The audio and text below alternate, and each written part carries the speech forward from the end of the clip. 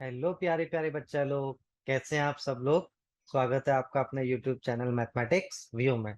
बच्चों यार, हमने पहले दो चैप्टर तो बिल्कुल उड़ा दिए अच्छे से। Concept, question, NCERT text book plus कुछ random question, R D Sharma books के प्रीवियस ईयर क्वेश्चन, सब कुछ कर लिया है। लेकिन यार ये खाली अभी ट्रेलर है, टीजर है। और क्वेश्चंस आएंगे जैसे जैसे आपके एग्जाम नियर बाई आएंगे, हम ऐसी और बढ़िया बढ़िया क्वेश्चंस लेके आएंगे। आज का दिन खास है यार। क्यों? क्योंकि हम स्टार्ट करने वाले हैं चैप्टर नंबर 3 और उड़ाने वाले हैं कंसेप्ट को linear equation in two variables के। ओके बच्चों, तो एंजॉय कीजिए आज का लेक्चर, बने रहिए मेरे साथ। मैं हूं आपका मेंटोर जेटी सर। तो चलिए स्टार्ट करते हैं।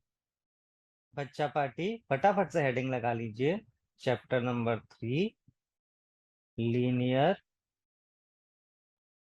इक्वेशन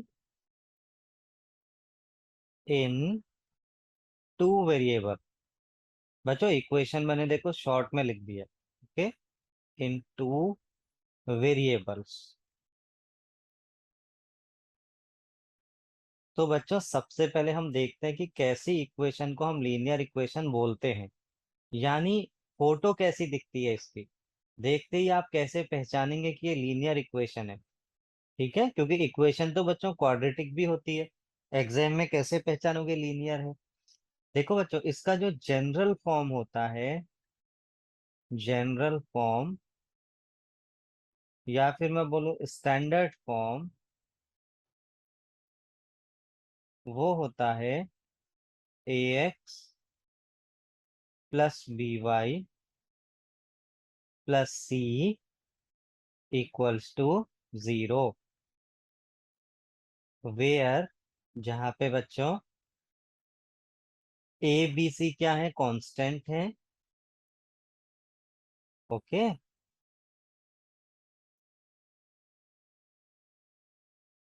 एंड बच्चों ए और बी 0 नहीं होने चाहिए। अगर इनमें से एक भी 0 हो गया, ए या बी में से सी 0 हो सकता है, फिर तो ये linear equation in one variable बन जाएगा। ओके बच्चों, एक्स एंड वाई क्या है यहाँ पे देखिए, वेरिएबल्स। तो बच्चों कितने वेरिएबल आ रहे हैं यहाँ पे देखिए, टू। इसीलिए इसको बोला जाता है linear equation in two variables. Okay. अच्छा बच्चों, कभी कभी इसका ऐसा भी स्टैंडर्ड फॉर्म होता है, a x plus b y equals to c. फिर उस केस में ध्यान देना बच्चों, दोनों इक्वेशन में आप सेम लिखो, या तो a x plus b y plus c equals to 0, या a x plus b y equals to c. और जो ये वाला फॉर्म होता है बच्चों, ये हम यूज करते हैं जनरली एलिमिनेशन मेथड। जब भी आगे हम पढ़ेंगे एलिमिनेशन मेथड क्या होता है, अभी के लिए बस नोट कर लीजिए। एलिमिनेशन मेथड में हम लोग ये यूज करते हैं। ठीक है बच्चों, तो आई होप आपको लीनियर इक्वेशन की फोटो साफ साफ बिल्कुल दिमाग में प्रिंट हो गई होगी। ठीक है, अब आप देखते ही पहचान सकते हैं linear equation in two variable क्या है। कुछ एग्जाम्पल लिख लेते हैं बच्चों। देखिए, जैसे मैं लिखूं 2x minus 3y plus 5 equals to 0। तो यहाँ पे बच्चों ये क्या है, linear equation in two variable है। ए की वैल्यू क्या है यहाँ पे, 2 है। B means coefficient of Y कितना है, -3 है। और सी मीन्स 5 है। अच्छा, ए को क्या बोलते हैं बच्चों, जो एक्स के आगे होता है उसको कोफिशिएंट। ये कांस्टेंट है और इसको बोलते हैं कोफिशिएंट ऑफ एक्स। ऐसे ही देखिए, जो वाई के आगे विद साइन, साइन भी देखना है, इसको बोलते हैं बच्चों कोएफिशिएंट ऑफ वाई। और बच्चों जो सबसे पीछे है ये होता है एक कांस्टेंट टर्म। ओके, ये किसी का कोफिशिएंट नहीं, ये अलग से है। ऐसी और एग्जांपल देख लीजिए बच्चों। सपोज हमको दिया है 2x plus 5y equals to -12। Okay, तो यहाँ पे बच्चों क्या है देखिए, a की वैल्यू क्या है, 2 है, ये आपका a है। b की वैल्यू आपकी क्या है देखिए, 5 है, साइन पॉजिटिव है, b 5 है। और c कितना है बच्चों, c को आप इधर ले आओ तो +12 हो जाएगा। c की वैल्यू कितनी हो जाएगी, +12। ओके। ऐसे ही बच्चों एक और एग्जांपल देख लेते हैं। सपोज किसी ने ऐसा दे दिया, -5x plus 3y equals to 0। क्या ये भी linear equation in two variable है? यस बच्चों, बिल्कुल। इसमें a कितना है देखिए, -5, बी कितना है 3, और सी बच्चों कांस्टेंट, यहाँ पे कुछ दिख नहीं रहा है आगे, तो 0, सी की वैल्यू 0। अब कोई पूछेगा क्या ये लीनियर इक्वेशन है, आप बोलोगे यस, क्योंकि इसमें दो वेरिएबल दिख रहे हैं और ए और बी 0 नहीं है, सी 0 हो सकता है, कोई दिक्कत नहीं, but A and B should not be 0। तो बच्चों ये था हल्का सा introduction linear equation in two variable का, और इसको कैसे आइडेंटिफाई करेंगे। अब हम डिस्कस करते हैं बच्चों graph, graph of linear equation, graph of linear equation. बच्चों जो linear equation in two variables का ग्राफ होगा, वो हमेशा एक स्ट्रेट लाइन आएगा। Graph is a straight line, ठीक है, स्ट्रेट लाइन।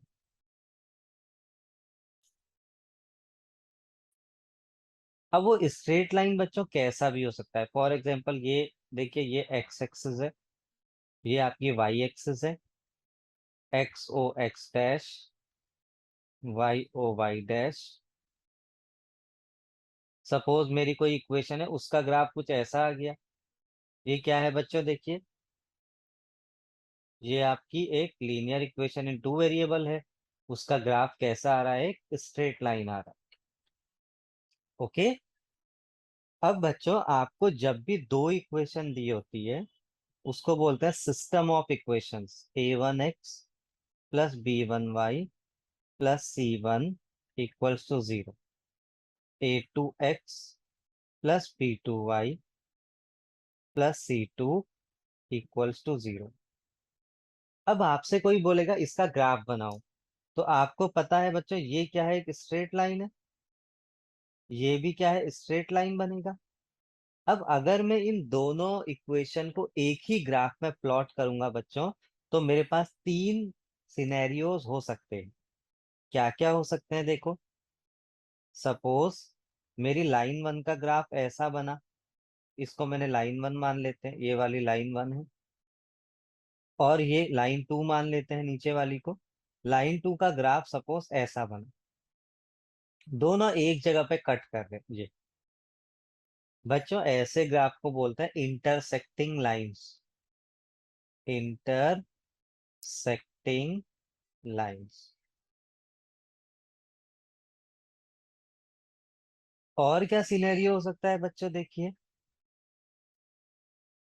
बच्चों जरूरी थोड़े ना है हमेशा कट करे दोनों ग्राफ, ठीक है, ऐसा भी तो हो सकता है। देखिए सपोज ये एक्स एक्सिस, ये वाई एक्सिस, ये मेरी लाइन वन है, सपोज लाइन वन L1, और ये मेरा लाइन टू का ग्राफ आया L2, जो कि लाइन वन से पैरेलल है, देखो पैरेलल है। तो ऐसे ग्राफ को बोलते हैं बच्चों पैरेलल लाइंस। पैरेलल मतलब क्या होता है बच्चों, जो चीज कभी आपस में मीट ना करे, दो लाइन को आप बढ़ाए जा रहे हो, आगे भी बढ़ा रहे हो, पीछे भी बढ़ा रहे हो, और वो आपस में कभी मिल ही नहीं रही है, कभी कट ही नहीं कर रही है, तो आप उनको क्या बोलोगे, पैरेलल लाइंस। और क्या सिनेरियो हो सकता है बच्चों देखो, एक और सिनेरियो हो सकता है, सपोज मेरी जो लाइन वन है उसका ग्राफ कुछ ऐसा है, ये, इसको मैं नाम दे देता हूँ कुछ, ये मेरी सपोज लाइन वन है, इसका नाम मैं सपोज ए बी रख देता हूँ। और बच्चों अब जो लाइन टू आई है, वो हो सकता है कि बिल्कुल इसके ऊपर आ जाए, ये देखो इसके ऊपर इंक्लाइंड आ जाए, इसके ऊपर, ठीक है, एक के ऊपर एक आ जाए, इसका नाम मैं सी डी रख देता हूँ।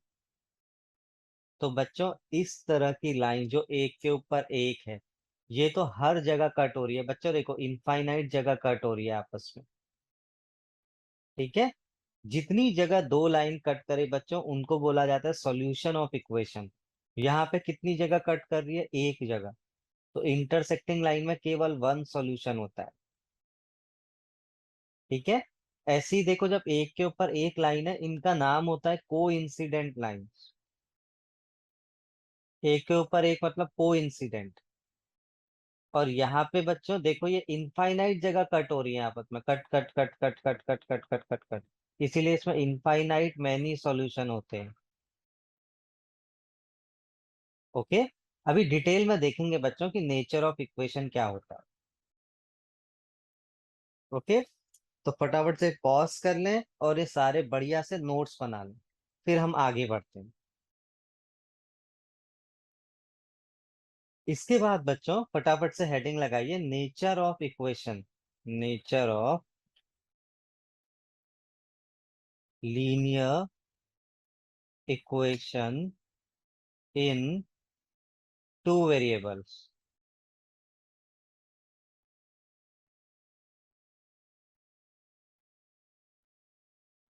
बच्चों नेचर का मतलब क्या होता है, जब आपको दो इक्वेशन दी गई हैं, हमेशा ऐसा नहीं होता कि वो सॉल्व हो जाए। ठीक है, और वो सॉल्व होके कितने सॉल्यूशन दे रहा है, एक सॉल्यूशन दे रहा है या फिर मल्टीपल सॉल्यूशन दे रहा है, ये सब चीजों को बच्चों एस्टिमेट करना, बिना सॉल्व किए एस्टिमेट करना, इसी को बोलते हैं नेचर ऑफ लीनियर इक्वेशन। ठीक है, यानी हम उसका क्या स्वभाव होगा इक्वेशनों का, सॉल्व करके किस तरह के आंसर आएंगे, ये हम खाली प्रिडिक्ट करके भी बता सकते हैं। ठीक है, और पता चला कोई इक्वेशन सॉल्व ही नहीं हो रही और हम उसको सॉल्व करने में लगे हुए हैं, ठीक है, तो इससे हमें डायरेक्टली पता चल जाएगा कि इक्वेशन सॉल्वेबल है या फिर नहीं है। ओके, तो सपोज बच्चों आपको दो linear equation in two variables दिया है, a1x plus b1y plus c1 equals to 0, और दूसरा इक्वेशन आपको दिया है a2x plus b2y plus c2 equals to 0। अब जो इसमें पहला स्टेप होता है ना बच्चों, स्टेप नंबर 1, मैं लिख देता हूं, स्टेप नंबर 1, आपको a1 अपॉन a2 फाइंड करना है। फाइंड, मैंने क्या बोला, आपको क्या फाइंड करना है, a1 अपॉन a2, और साथ में उसके बाद आपको फाइंड करना है b1 अपॉन b2। ठीक है बच्चों, a1 upon a2 and b1 upon b2। अब देखो क्या क्या सिचुएशन हो सकती है, या तो ये दोनों इक्वल नहीं है, a1 upon a2 not equals to b1 upon b2 है। इस केस में बच्चों आगे कुछ सॉल्व करने की जरूरत नहीं है, आप सीधे लिख सकते हो कि इक्वेशन सॉल्वेबल है, और सॉल्वेबल इक्वेशंस को क्या बोलते हैं, given system of equations, system of equations are consistent. Consistent मतलब होता है बच्चों वो सॉल्वेबल हैं।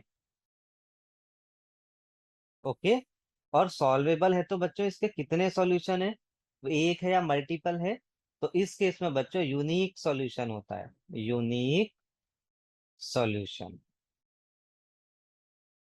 अच्छा बच्चों, कभी कभी ऐसा भी पूछ सकते हैं कि अगर इनका ग्राफ बनाया जाए तो वो कैसा बनेगा। तो यार अभी 2 मिनट पहले ही तो हमने डिस्कस किया था, वन सॉल्यूशन कब था यूनिक सॉल्यूशन, जब इंटरसेक्टिंग लाइंस थी, एक पॉइंट पे लाइन कट रही थी। तो इन दोनों इक्वेशन का अगर आप ग्राफ बनाओगे वो आएगा इंटरसेक्टिंग लाइंस, जो एक ही पॉइंट पे कट करेंगी। ग्राफ कैसा भी हो सकता है लाइन का बच्चों, लेकिन उनका जो कट पॉइंट होगा ना वो एक ही होगा। जैसे ये अगर एक्स एक्सिस है, ये वाई एक्सिस है, सपोज ये एक लाइन है, ये दूसरी लाइन है, लेकिन ये कट कितनी जगह कर रहे हैं बच्चों, एक जगह। ओके,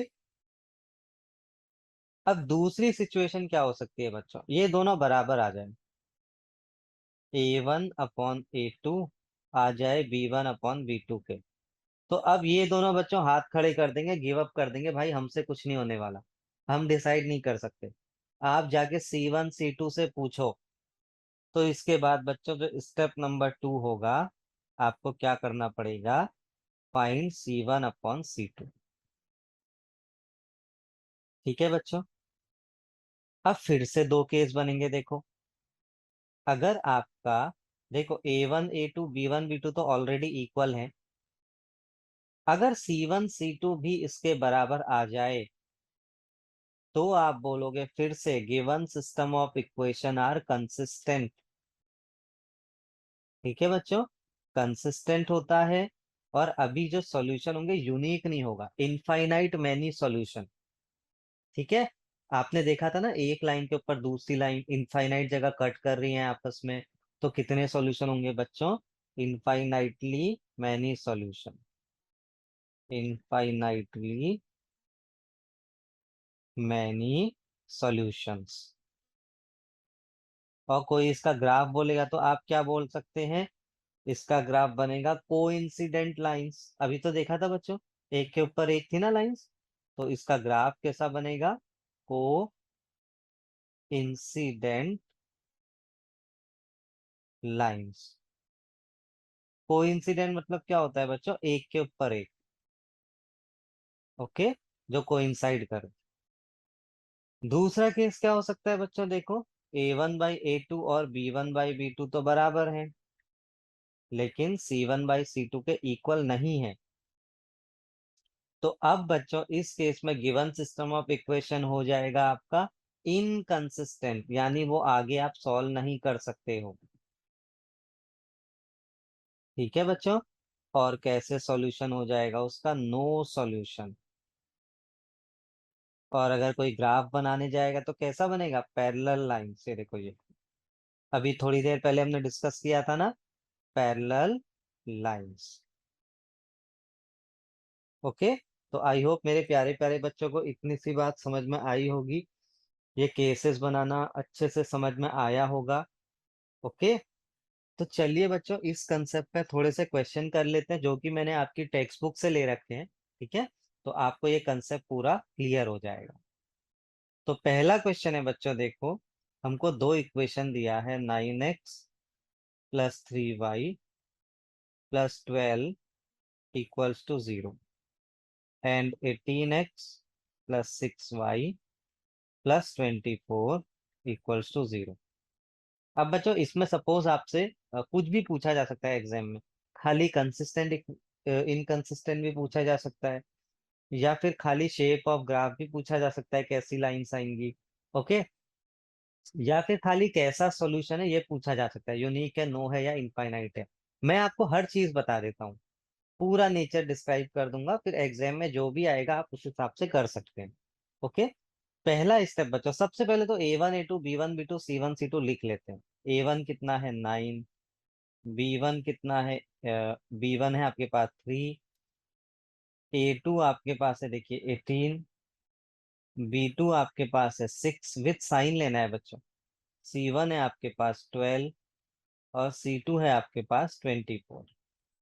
ओके, ये देखिए बच्चों, ये A1 B1 C1, A2 B2 C2। कैसे बच्चों? मैं कैसे लिख रहा था इक्वेशन? A1x + B1y + C1 = 0 लिख रहा था ना। तो ये A1 है, ये B1 है, ये C1 है, ये A2 है, ये B2 है, ये C2 है। ओके बच्चों, तो अब हम पहला स्टेप क्या है, A1/A2 फाइंड करते हैं। A1/A2 कितना हो जाएगा बच्चों? देखो A1 कितना है? 9। A2 कितना है? 18। कितना आया? 1/2। अब हम फाइंड करेंगे B1/B2। B1 कितना है बच्चों? 3। B2 कितना है? 6। कितना आया? 1/2।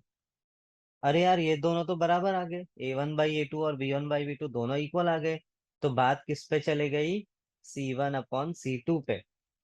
ओके, तो C1/C2 फाइंड कर लेते हैं। कितना आया देखिए? 12/24, यानी 1/2। बच्चों ये तो तीनों इक्वल आ गए। ठीक है, तो आप क्या लिख सकते हैं? Since A1/A2 =B1/B2 =C1/C2, therefore given system of equation are consistent। ठीक है बच्चों, यही तो हमने डिस्कस किया था अभी पहले केसेस में, तीनों इक्वल में क्या होता है? कंसिस्टेंट। अच्छा, सॉल्यूशन कितने होंगे बच्चों? Infinitely many solution, infinitely many solutions. जब तीनों रेशियो इक्वल होते हैं तो इनफाइनाइटली मैनी सॉल्यूशंस होते हैं। ओके, अच्छा अगर ग्राफ बनाया जाए दोनों लाइन का, कैसे बनेंगी? को इंसिडेंट लाइन्स, को इंसिडेंट लाइन्स। ओके, और बच्चों ग्राफ हमें बनाना नहीं पड़ेगा क्योंकि ये ग्राफिकल मेथड पूरा पोर्शन से कट चुका है। ठीक है, लेकिन हम खाली कोइंसिडेंट लाइन आपको दिखा देते हैं किस तरह की होती है। ऑलरेडी दिखा चुके हैं, एक बार और दिखा देते हैं। सपोज बच्चों ये लाइन वन है, सपोज कुछ भी मान लिया मैंने, पहली इक्वेशन की लाइन है। ओके, ये पहली इक्वेशन है, दूसरी, तो ये पहली इक्वेशन की लाइन है। तो जो दूसरी इक्वेशन की लाइन होगी बच्चों, वो इसके ऊपर होगी, ऐसे ही। इनको बोला जाता है coincident lines. Okay, infinite many solutions. तो आई होप मेरे प्यारे प्यारे बच्चों को ये बहुत ही इजी सा क्वेश्चन समझ में आया होगा। ओके, तो चलो यार फटाफट से ऐसा एक और क्वेश्चन कर लेते हैं। ठीक है, एक और question. 5x -3y equals to 11, -10x +6y equals to -22। अब बच्चों ध्यान से देखो, ये क्या है? a1x +b1y equals to c1। c1 उस तरफ लिखा है इक्वल्स टू पे, तो यार c2 भी उस तरफ ही होना चाहिए। दिया है ना उस तरफ, कोई दिक्कत नहीं। अगर ये ऐसा दिया होता -10x +6y +22 इक्वल्स टू 0, अब बच्चों गड़बड़ हो जाती। ठीक है, अब आपको क्या करना पड़ता, या तो 22 को उधर शिफ्ट करो, इस तरफ, या फिर ये 11 को इधर शिफ्ट करो।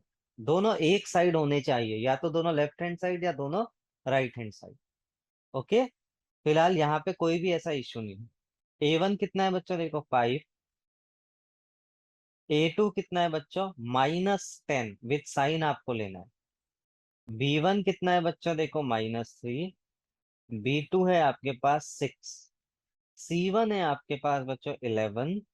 C2 है आपके पास -22। तो चलो फटाफट फाइंड कर लेते हैं। A1/A2, ये कितना आया, 5/-10, यानी -½ आ गया। अच्छा बच्चों, नीचे कभी भी माइनस साइन मत लिखना, मैथ्स में ऊपर ही लिखते हैं। ठीक है, तो ये 1/-2 था, मैंने माइनस ऊपर लिख दिया। B1/B2, ये कितना है बच्चों, देखो -3/6, यानी -1/2। यार ये तो फिर से सेम आ गए। तो बात किस पे चले गई, C1/C2 पे। चलो C1/C2 भी निकाल लेते हैं। 11/-22, ये भी बच्चों -1/2। तो ये तो पिछला ही केस बन गया यार।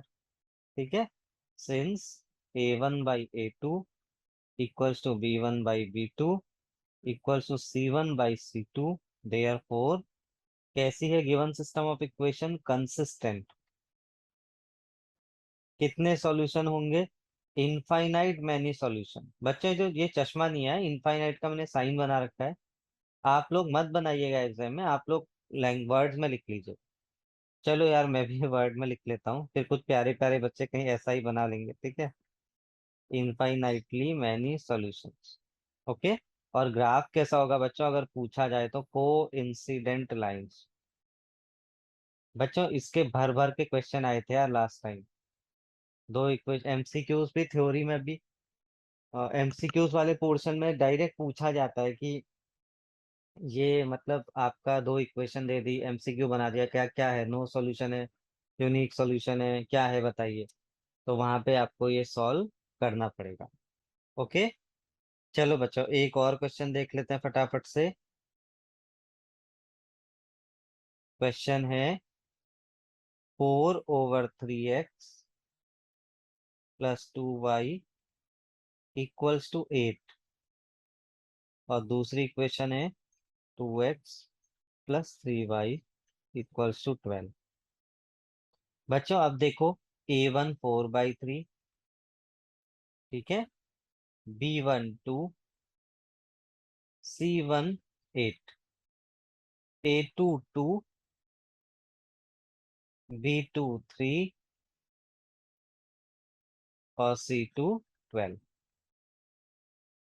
चलो A1/A2 फाइंड करते हैं। A1/A2 कितना हुआ बच्चों, देखो 4/3 अपॉन में 2। अब बच्चों एक बहुत इंपॉर्टेंट बात बता रहा हूँ, छोटी सी बात है, ध्यान में रखना। ये ऐसे जब भी अपॉन दिखता है आपको, तो ये 2 को इस 3 के साथ ही लिखना चाहिए। ठीक है, तो 4/3 इसके साथ इंटू में 2 लिख दो। 2 2 4, तो क्या आया 2/3। ऐसे b1/b2 कितना आ जाएगा बच्चों, देखो b1 है 2, b2 है 3। फिर से देखिए a1 a2 b1 b2 तो सेम आ गया है, ठीक है। c1/c2 फाइंड करें तो कितना आएगा, देखिए 8/12। 8/12 मीन्स कितना, 2/3। बच्चों ये तो फिर से तीनों क्या आ गए, देखिए सेम आ गए, इक्वल आ गए। तो इसका मतलब हम क्या बोल सकते हैं कि गिवन सिस्टम ऑफ इक्वेशन क्या है, फिर से कंसिस्टेंट है, इनफाइनाइट सॉल्यूशंस हैं, और ग्राफ बनाएंगे तो कोइंसिडेंट लाइंस आएगा। ओके। अच्छा बच्चों, इसमें कुछ बच्चों को अगर ये फ्रैक्शन से दिक्कत है शुरू में ही, तो शुरू में ही एलसीएम ले लो।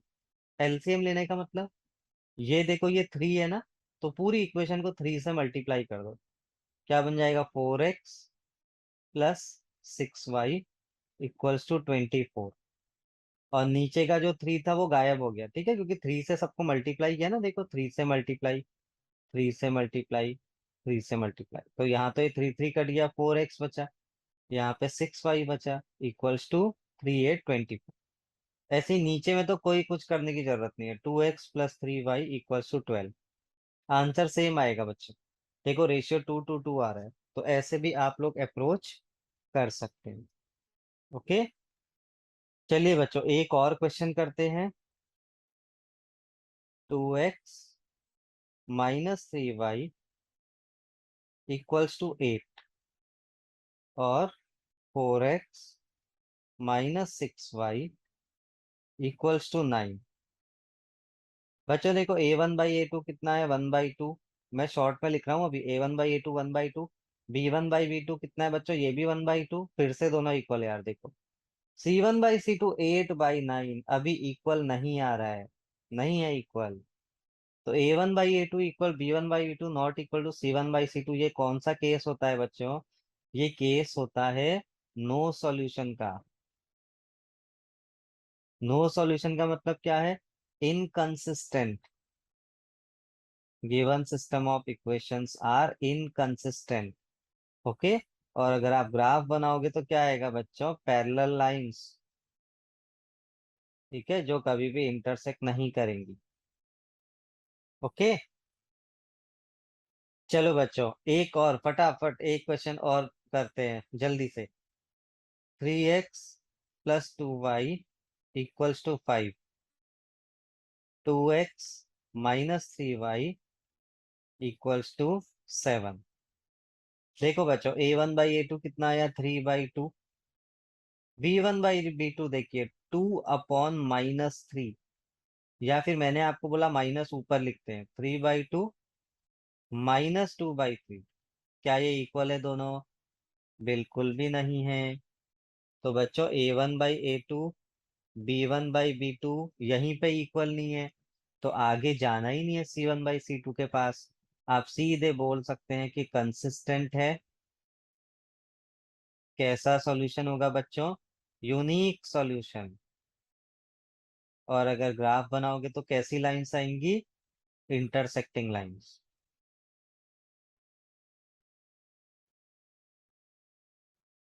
ओके। तो आई होप बच्चों आपने सेशन एंजॉय किया होगा। ओके चलो फटाफट से कुछ होमवर्क कर लेते हैं। ये होमवर्क आप सॉल्व करिएगा और मुझे आंसर बताइएगा, कंप्लीट नेचर बताइएगा। पहला क्वेश्चन है, मैं ऐसा कुछ दे देता हूँ, 3/2x + 5/3y equals to 7। 9x - 10y equals to 14। ये पहला क्वेश्चन है बच्चों। दूसरा क्वेश्चन है, 5x - 3y equals to 11। -10x + 6y equals to -22। Okay. Third equation दे देते हैं, 4x - 6y equals to 9। 2x - 3y equals to 8। ठीक है बच्चों, इसको बच्चों +10x कर लो। ओके। तो यार फटाफट से इसके आंसर सॉल्व करना। और मुझे कमेंट में आ- तो आई होप मेरे प्यारे प्यारे बच्चों आपको सेशन अच्छा लगा होगा, ठीक है। समझ में आई होंगी सारी बातें। फिर भी जैसा मैं हमेशा कहता हूँ बच्चों, आप लोग को कुछ भी समझ नहीं आता है, होमवर्क कर रहे हैं, कुछ प्रॉब्लम होते हैं, तो प्लीज कमेंट बॉक्स में मुझे बताइए, ठीक है। मैं हूं ना आपके साथ हमेशा, टेंशन मत लीजिए, ओके। और यार जरा लाइक शेयर और सब्सक्राइब कर दीजिए, और जो घंटा दिख रहा है उसको टिंग टिंग कर दीजिए यार, ओके। तब तक के लिए bye bye, take care, smile करते रहिए।